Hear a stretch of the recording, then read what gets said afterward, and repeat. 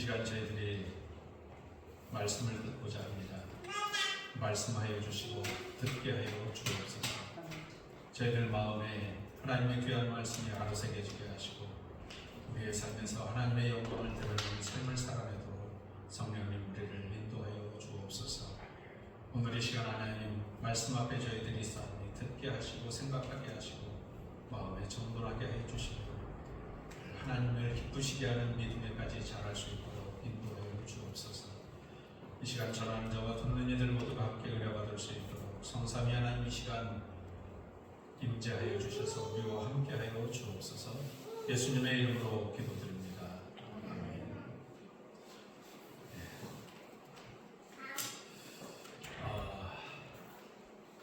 사순절 첫 주가 됐습니다. 이번 주 오늘이 사순절이라고 하면 종려주일부터 주일을 제외하고 40일 전부터 시작하는 게 사순절이라고 합니다. 그래서 사순절은 말 그대로 40일 동안의 절기다. 그래서 사순절이라고. 이 사순절은 예수님의 사역과 고난 그리고 십자가의 죽으심의 의미까지 되새기면서 지내는 기간입니다. 이슬람 사람들이 금식하는 날이 따로 있지요. 기간 동안 무슨 절기라 그래가지고 그런 절기하고 비슷하다고 생각하시면 되겠습니다. 제가 중고등부 때 교회에서 목사님께서 12월부터 교회는 시작이라고 그래서 저는 그게 이해가 안 됐어요. 아니 왜 1월이 있는데 왜 12월이 시작이라고 그러실까? 그랬는데 나중에 알고 보니까 그게 교회력이라는 것을 알게 됐어요.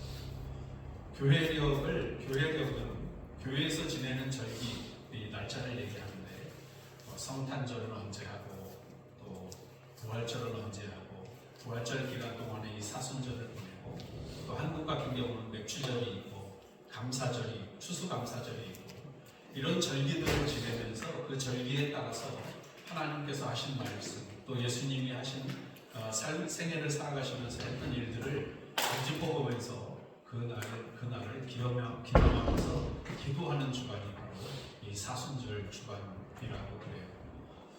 그래서 되게 저도 신학을 할 때는 참 의미 있게 이런 날들을 지냈던 것 같습니다.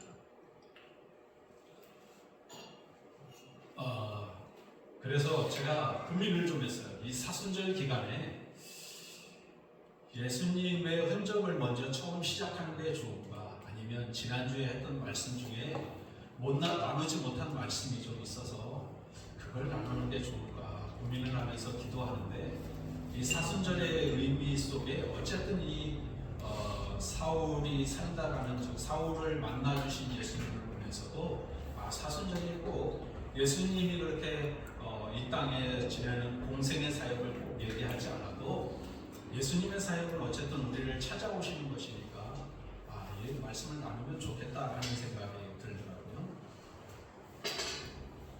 그래서 사순절하고 다르게 다른 말씀으로 들릴지는 모르겠지만 복음이 되신 예수 그리스도께서 사울을 찾아오셔서 그를 변화시키시고 또 그 삶을 하나님의 마땅한 자녀로서의 삶을 이끄시면서 사순절 기간을 찾으셨듯이 우리가 이 사순절 기간에도 그런 의미를 되새기면서 예수님이 나를 찾아오시고 나를 하나님의 자녀로 만들어 주신 것을 기억하면서 이 사순절 첫 번째 주간을 좀 지내면 좋겠다 하는 생각을 했습니다. 자, 여러분 지난주에도 제가 말씀드렸듯이 예수님께서 찾아오신 사건은 굉장히 역사적인 사건입니다. 어느 신도 사람이 인간을 찾아가지 신이 사람을 찾아오는 경우는 없습니다. 그런데 기독교만이 유일하게 하나님께서 우리를 찾아오시는 사건인 거죠. 자, 이 하나님이 우리를 찾아오셨다라고 하는 의미는 성육신에서 우리와 같은 모습으로 오셨다는 겁니다. 여러분 이것은 우리에게 있어서 굉장히 축복인 겁니다. 왜냐하면 신이 우리와 똑같은 모습을 하고 계시대요. 그리고 우리와 함께 하신대요. 우리의 고난이나 우리가 당하는 어려운 일들을 그 하나님께서 우리 삶을 비춰주시면서 우리의 삶을 이끌어주시고 인도하신다. 그래서 그런 의미로 우리가 사순절을 보내듯이 예수님이 그런 고난을 겪으시고 그런 환난을 당하면서도 사람들이 주시는 고난과 환난을 친히 담당하셨고 친히 지셨다고 하는 얘기는 바로 이런 것을 의미하는 겁니다. 흔히 사람들이 그렇게 얘기합니다. 아니 예수님이시라면서 신이시라면서 그렇게 십자가에 처절하게 고통 당하실 필요까지 있었어? 그냥 사람들이 요구하는 대로 그 자리에서 내려와서 그들을 징계하고 심판하시면 되지 않았을까라고 하는 얘기를 하는 사람들이 있어요. 그러나 여러분 그렇게 했으면 예수님이 이 땅에 오셨다, 하나님이 이 땅에 오심의 의미는 없는 겁니다. 사람과 똑같은 형상으로 오셔서 사람들을 이해하셨고 사람들의 당하는 고통을 예수님께서 하나님께서 친히 지심으로 인해서 사람들을 이해하셨다는 거죠. 이것이 우리에게 있어서 결국은 축복이라는 사실을 우리들이 기억해야 합니다. 그래서 우리들이 믿음의 자세는 그런 예수님을 믿고 인간과 같이 오셔서 우리를 만나주셨고 그런 분을 우리가 믿으면 하나님께로 갈 수 있다는 사실을 성경을 통해서 우리에게 말씀하고 있습니다. 요한복음 14장 6절 말씀에 예수님께서 뭐라고 말씀하셨냐면 내가 곧 길이요 진리요 생명이니 라고 하는 말씀을 하셨어요. 그 예수님을 찾으면 예수님을 믿으면 하나님 나라에 들어갈 자격과 하나님의 자녀가 되는 자격을 우리에게 허락하신다는 거죠. 자, 여러분 사도행전 4장 12절에 또 이런 말씀이 있습니다. 다른 이로서는 구원을 받을 수 없나니 천하 사람 중에 구원을 받을 만한 다른 이름을 우리에게 주신 일이 없음이니라 이렇게 말씀하세요.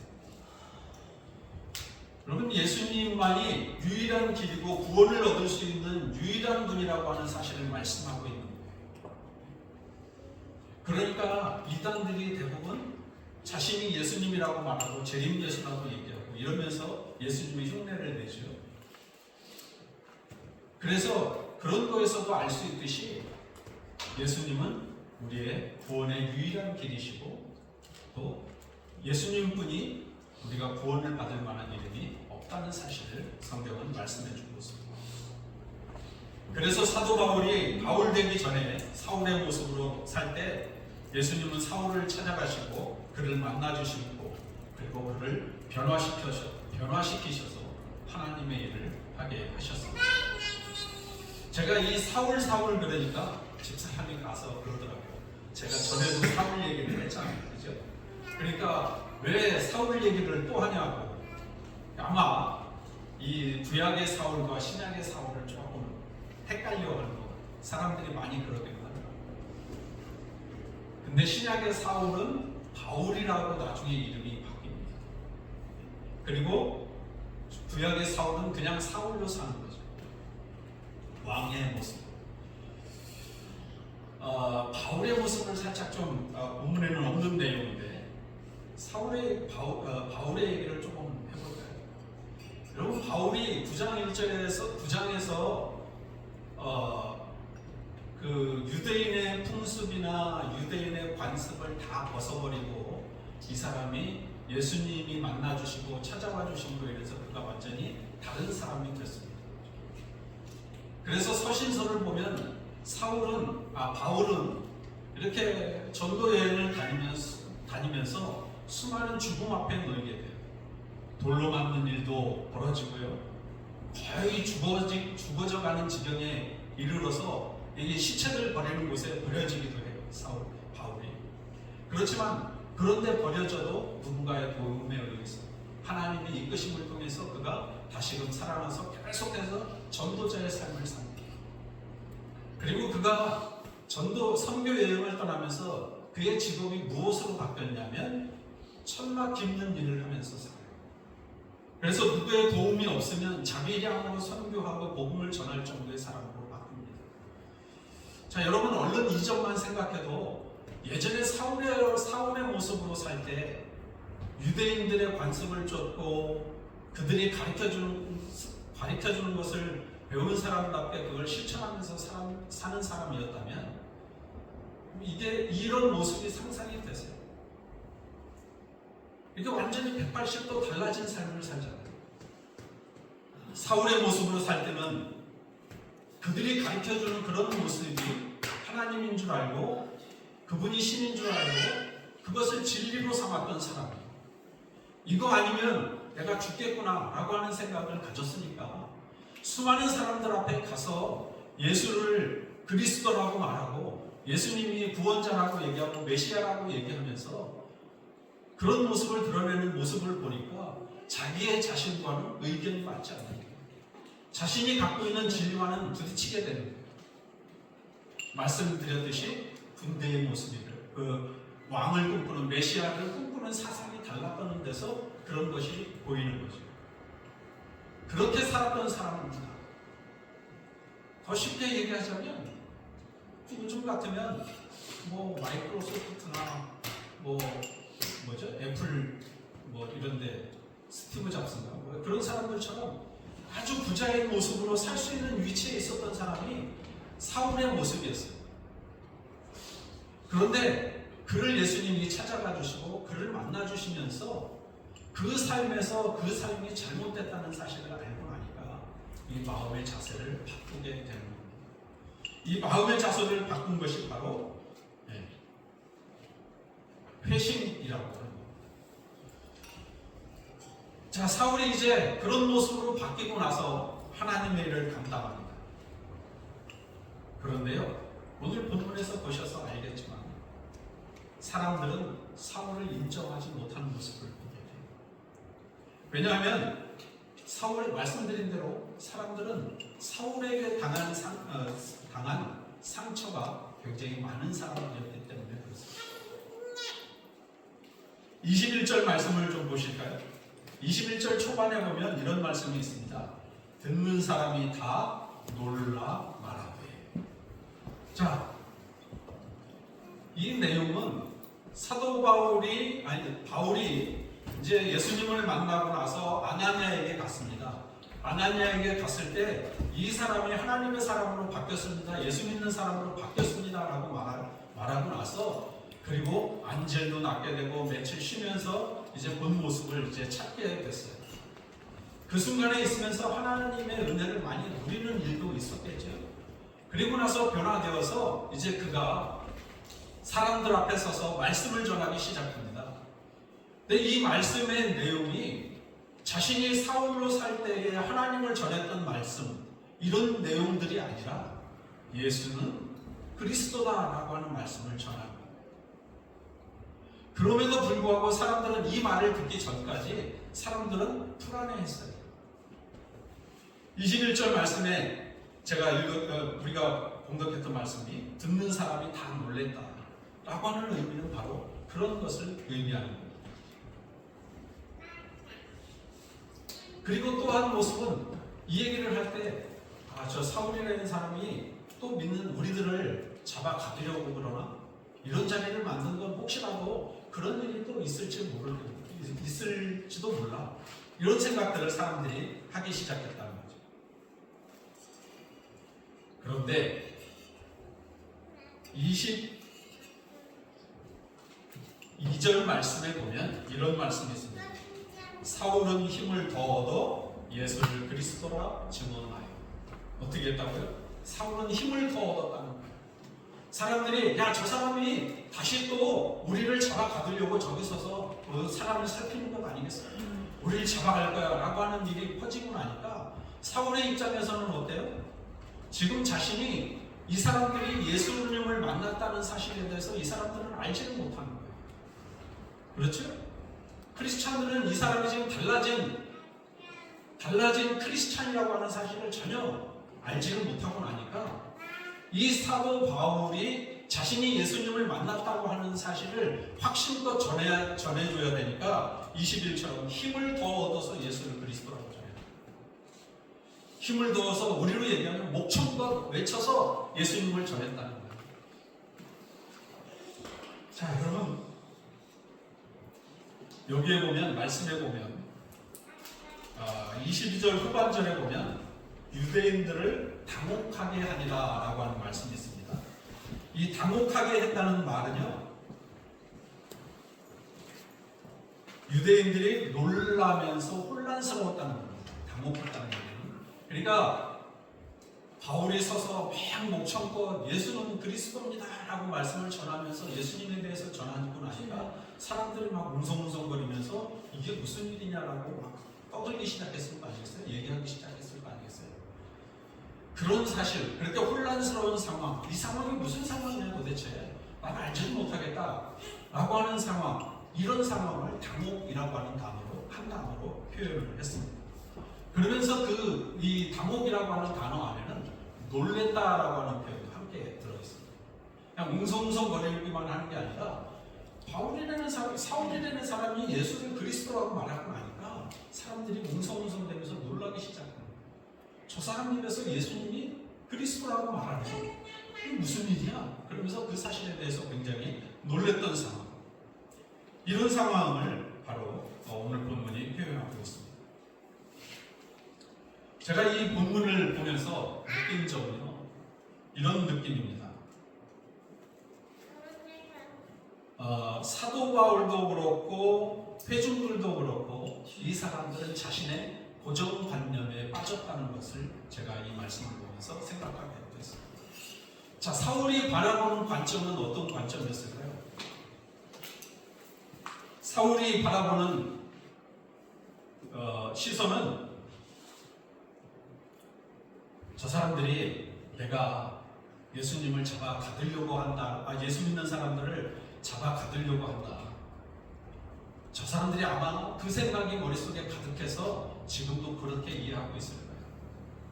이런 사도 바울의 입장에, 사울의 입장에서는 바로 그런 생각을 많이 하고 있지 않겠어요?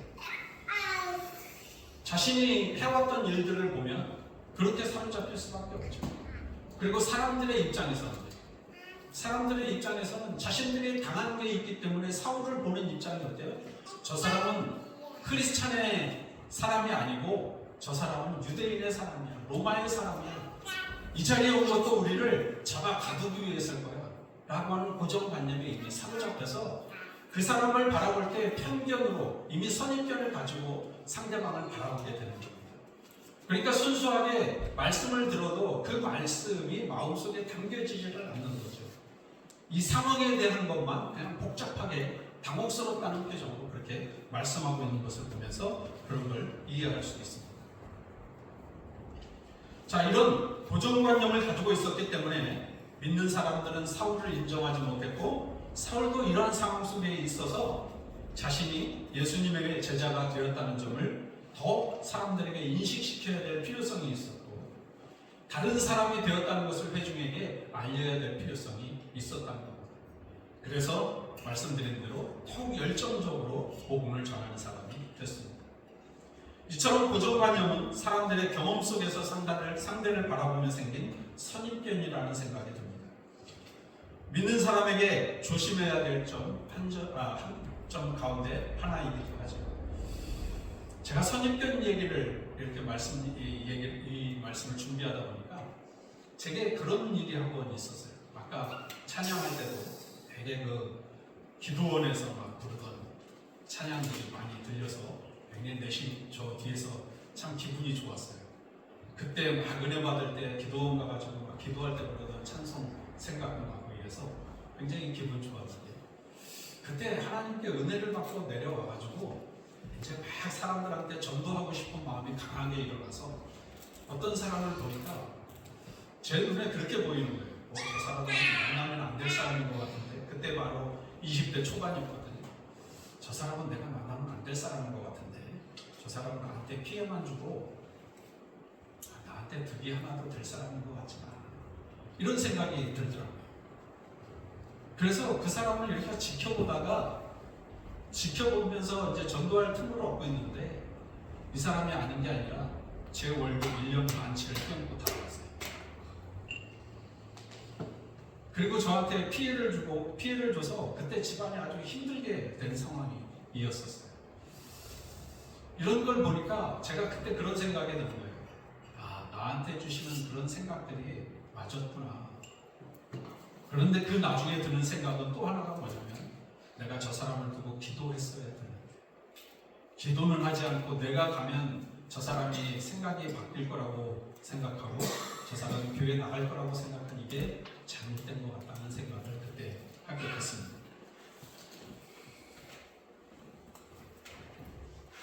여러분, 그때 제가 느낀 점 중에 하나가 뭐였냐면 선입견을 갖지 말아야 하는 잣대, 그러니까 나한테서 선입견이 없어졌으면 좋겠다, 선입견이라는 게 없었으면 좋겠다 할 때 어떤 생각을 가져야 되냐면요, 마음을 비우고 생각을 비워야 되다.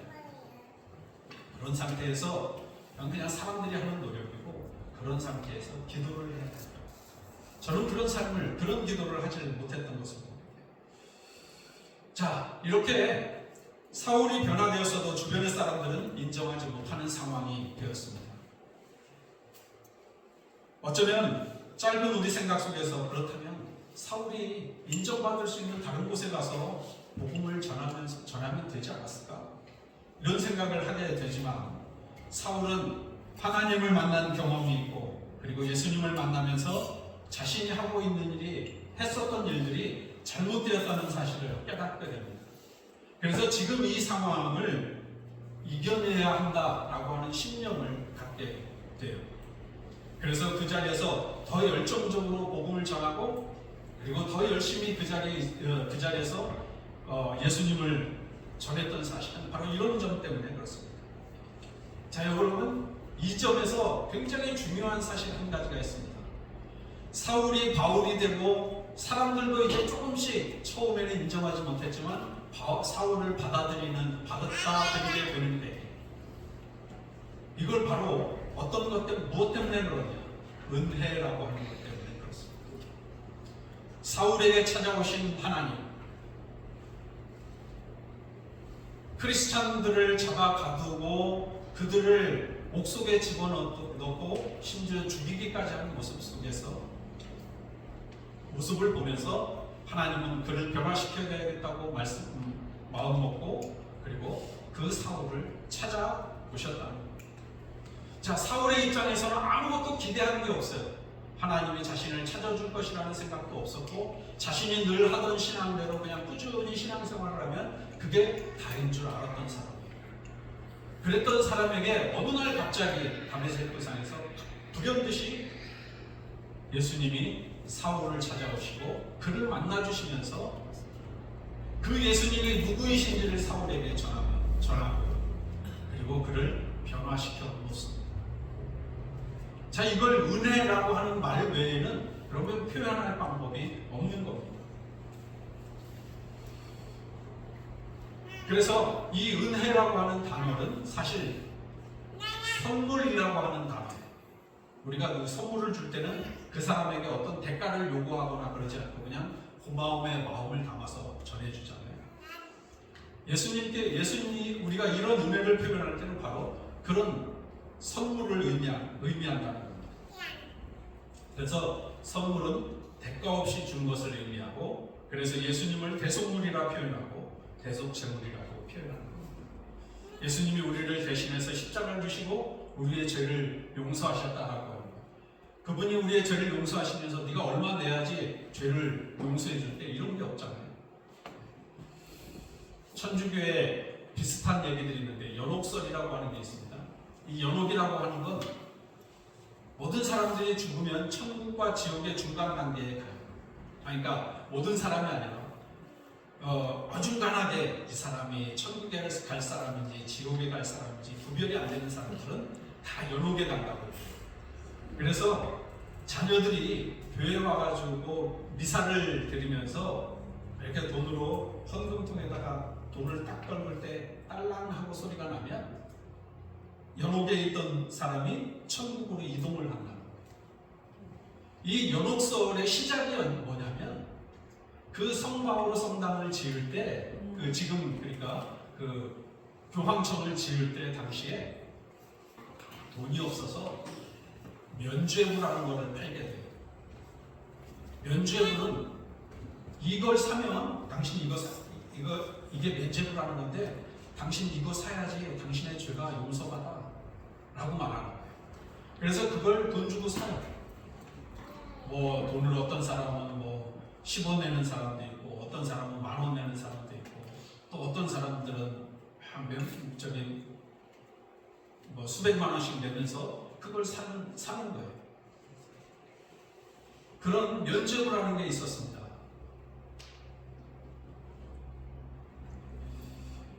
이렇게 그 천주교 같은 데서는 우리가 죄를 용서받으려면 반드시 이렇게 해야 된다라고 하는 항목들이 그렇게 있었어요. 그런데 우리가 믿는 예수님은, 기독교는 그런 게 아니죠.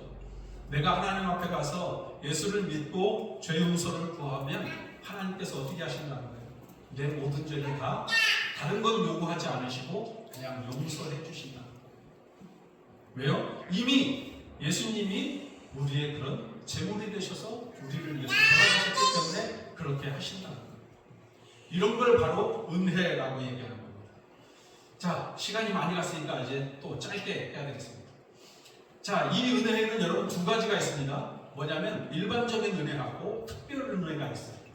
일반적인 은혜라는 건 뭐냐면 우리에게 사람들이 이렇게 살면서도 햇빛도 있고 공기도 있고 물도 있고 주어지는 것들이 있잖아요. 그죠? 이런 거는 값을 치러요, 안 치러요? 치르지 않아요. 물값은 관리비를 내는 거지 물에 대한 값을, 가격을 매겨서 받는 건 아니잖아요. 수도세 같은 거. 자, 그런 것처럼 일반 은혜는요, 이렇게 와서 예배를 드리는 모습에 해당한다고 보시면 돼요. 이제 이렇게 와서 예배 드리다가 말씀을 듣다가 혹은 기도하다가 내가 어느 순간에 하나님의 은혜를 받는 걸, 그걸 일반적인 은혜라고 해요. 자, 그리고 특별 은혜나, 그러면서 또 한 가지는 특별 은혜라고 하는 거 있습니다. 특별한 은혜는, 특별 은혜라는 건 바로 사울이에게 찾아오시는 하나님처럼, 찾아오시는 것처럼 어느 날 갑자기 일어나는 현상을 말해요. 이걸 바로 특별 은혜라고 얘기합니다. 그러니까 아무런 예고 없이 찾아오셔서 만나주시는 거예요. 그리고 그러면서 뿐만 아니라 지난주에 말씀을 드렸는데 사울에게 임금들, 이방인을 위해서 복음 사역을 하게 하심처럼 어떤 사명을 주시기 위해서 그를 갑자기 만나신다는 거죠. 자, 이렇게 말씀을 사울은 이렇게 특별한 은혜를 받은 사람인데, 그러면 성경에서 보는 사람들만 그러냐? 그렇지 않고요. 제가 두 사람을 소개를 간단히 하려고 합니다. 루터라고 하는 사람이 있어요. 마르틴 루터. 잘 아시죠? 종교개혁자 마르틴 루터가요, 어느 날 친구하고 이렇게 길을 갔어요. 그런데 갑자기 천둥과 번개가 치면서 옆에 길을 가던 친구가 번개를 맞고 갑자기 죽는 거예요. 이런 모습을 보면서 루터가 자신이 잘못 살았던 거에 대해서 회개를 하면서 그 자리에서 돌이켜서 예수님을 믿게 되고, 그리고 위대한 신학자로 발전을 하게 되는 거예요. 자, 여기에서도 어느 날 갑자기 루터가 이렇게 하나님을 만나게 되고 경험하게 되면서 바뀌게 되는 모습이 있잖아요. 자, 그리고 또 한 사람을 소개하자면 어거스틴이라고 하는 사람입니다. 이 사람은 어거스틴이라고 하면 어색하고 우리는 그냥 어거스틴이라고 하는데 한국말로는 아우구스투스라고 하는 사람입니다. 앞에 성자를 붙여요. 그때는 교회가 하나였기 때문에 이제 카톨릭에서 그렇게 성인으로 취급해서 부르는데, 이 사람이 굉장히 어릴 때부터 허랑방탕하게 살았어요. 그래서 14살 때 집을 나와가지고 어떤 여인을 만나가지고, 엄마 같은 여인인데 그 여인을 만나가지고 그 사람을 막 임신시켜놓고 그러면서 아주 자기 마음대로 그냥 술집도 가고 그냥 그러면서 아주 방탕하게 지내던 사람이 바로 이 어거스틴이었어요. 그래서 어거스틴의 그런 모습을 보는 어머니가 늘 항상 그 어거스틴의 모습을 보면서 가슴 아파서 기도하고 맨날 마음으로 많이 우셨다고 그래요. 그런데 이 어거스틴이 어느 날 친구를 만나러 갔어요. 친구가 그런데 아주 큰 열병에 걸려서 죽음에 임박하게 되는 상황까지 가요. 그런데 그 자리에서 이 친구가 세례를 받거든요. 이 모습을 보면서 아마 이 어거스틴이 그 친구를 막 놀렸나 봐요. 비웃으면서 죽을 때 세례를 받고 그냥 그러면서 아마 놀렸던가 보죠. 그러니까 세례를 받던 열병에 걸린 이 친구가 이 어거스틴한테, 너 지금 나한테 이런 소리 더 하면, 앞으로 더 이런 소리 하면, 이렇게 놀리고 이런 소리 하면 내가 너하고 당장 친구의 인연 끊는다, 이렇게 아마 얘기를 했던가 봐요. 자, 그런 얘기를 들어도 친구가 그런 속에서 세례를 받는 이런 모습을 보면서도 어거스틴은 아무런 뉘우침이나 이런 마음을 갖지를 않았어요. 그리고 나서 이 어거스틴이 이제 그 동네를 빠져나와서 이제 철학에 빠지게 돼. 철학에 빠지게 되니까 삶과 죽음에 대해서 고민을 하게 되고, 그러던 중에 마니교를 만나서 마니교에 빠지게 됩니다. 전 마니교가 뭔지도 모르지만 어쨌든 이 마니교에 빠져서 자신의 삶과 죽음의 문제를 해결하려고 막 거기에 깊이 빠져서 지도자 계급에도 올라가고 막 이래 왔어요. 그런데 아무 답도 안 찾아지거든요. 그러니까 그 자리에서 그곳을 떠납니다. 헌신했던 곳을 떠나서 이제 어디로 가냐면 어머니 모니카에게 가요. 그리고 어머니가 다니던 성당을 다니면서, 교회를 다니면서 이제 그곳에서 말씀을 듣습니다. 그래서 성당을 갔다가 교회를 갔다가 나오는 걸음에서 어느 날 갑자기 하늘에서 하나님이 말씀하시는 거예요. 로마서 13장 14절을 읽어라, 집어서 읽어라 라고 하는 말씀을 듣게 돼요. 그리고 나서 어거스틴이 가서 로마서 13장 14절을 읽었더니 거기 말씀에 이렇게 나옵니다. 오직 주 예수 그리스도로 믿고 정욕을 위하여 육신의 일을 도모하지 말라. 이 말씀을 듣고 어거스틴이 돌아서서 회개하고 예수 믿으면서 신학자가 됐다. 이 어거스틴이 초기 기독교 시대, 그러니까 교부 시대가 끝나고요. 교부 시대가 끝나면서 등장한 사람이 어거스틴인데, 이 어거스틴 때 초기 신학이 굉장히 많이 발전을 했다고 해요.